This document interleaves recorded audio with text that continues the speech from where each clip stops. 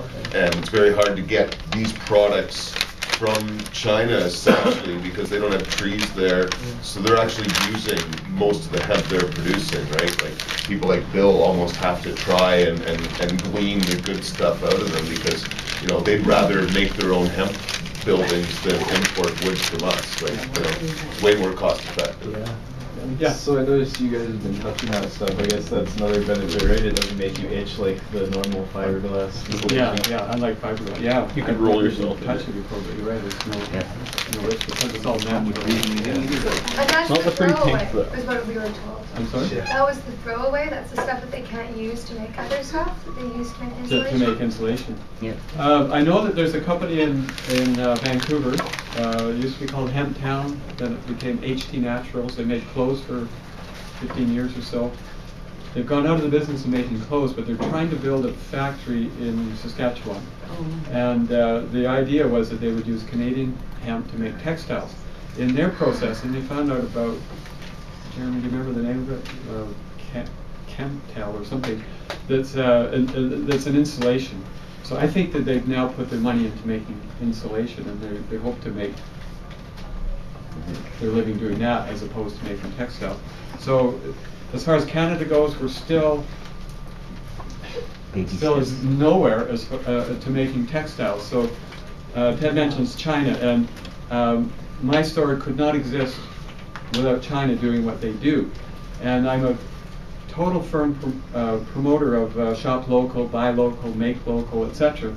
But when I want to make hemp clothing, which we do, there's a couple of examples of hemp t-shirts that Hemp and Company makes. We make them in Vancouver. But the textile comes from China because I cannot source it from anywhere else but there. There's a country that's been probably 10,000 years of making hemp textiles, never quit because of the American drama. They just kept on doing it, and here we are doing it. So we've got lots of examples. Emily is going to stand and show you some. I got a whole bunch of stuff today. I mean, every day. This one I got when I was working there. This one's made out of soy. This one's made out of soy. There's this really cool company. They're called Shiznit.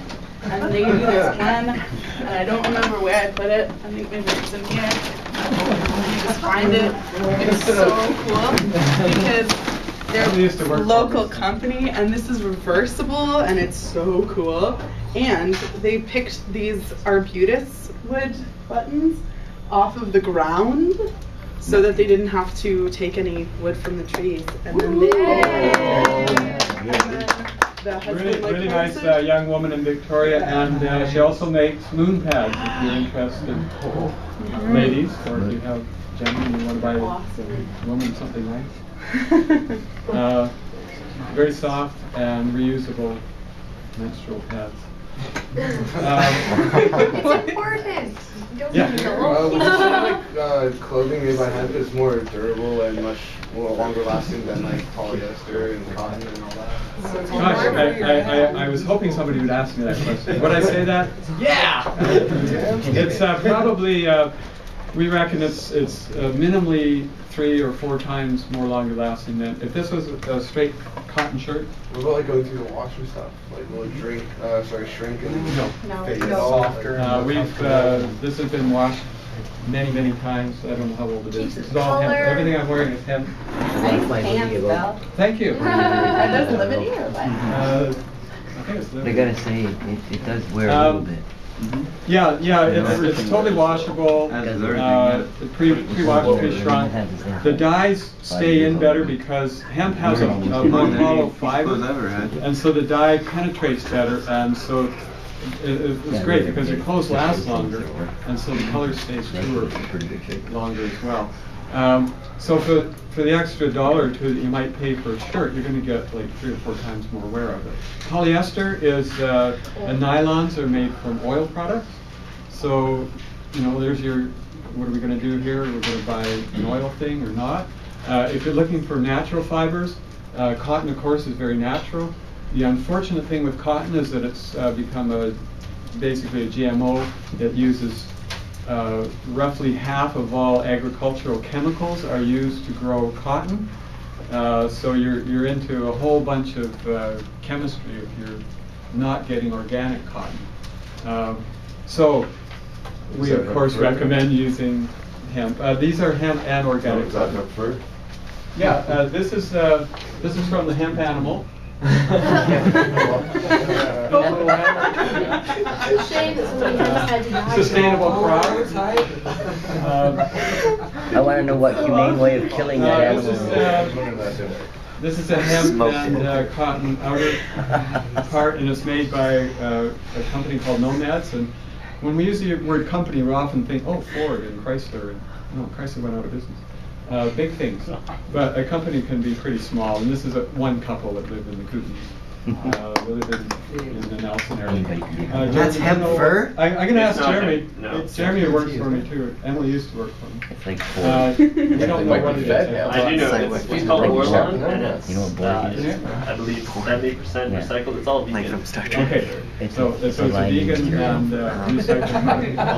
Now, on the other hand, we have some stuff that looks like very short hemp fur.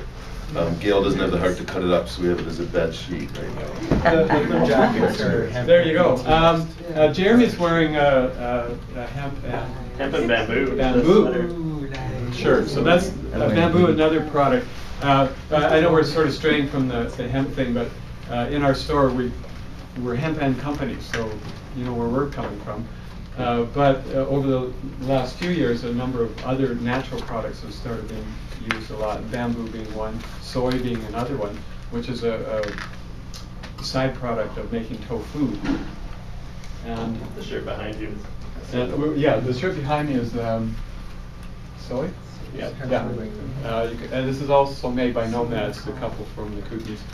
So we do press, carry in our shop other things besides straight hemp, biodegradable bags, for instance. Anything that fits into what we consider better for the planet, if we can help shift that consciousness.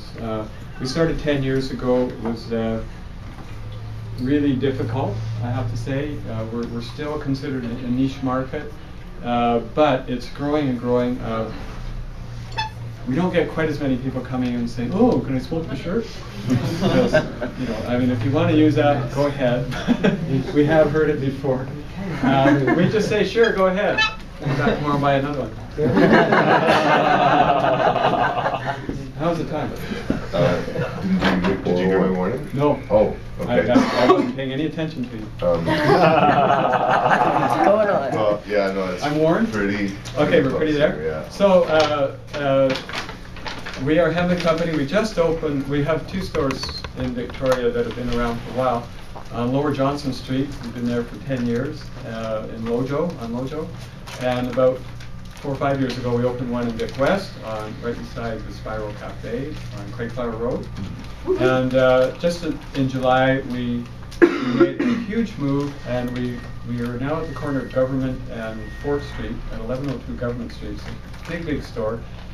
So many American tourists going up the street, and we feel that we are now educating more and more people about hemp.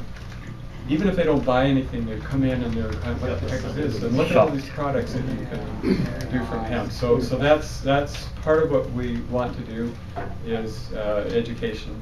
And thank you very much for listening.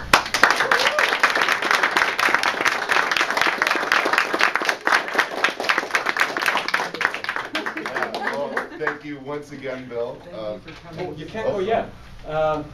I've got a gift certificate for $20 here, but we need another question. Ted, throw a question out. Oh gee, I'm getting ready for my game show too, so I guess what U.S. state was the most known for growing hemp? California? Nope. Morgan. Nope. Idaho. Michigan. Did you say Kentucky? Was that you? No, I didn't. You didn't answer. $20 gift certificate. Kentucky. Thank you very much again. And thanks, Bill, again.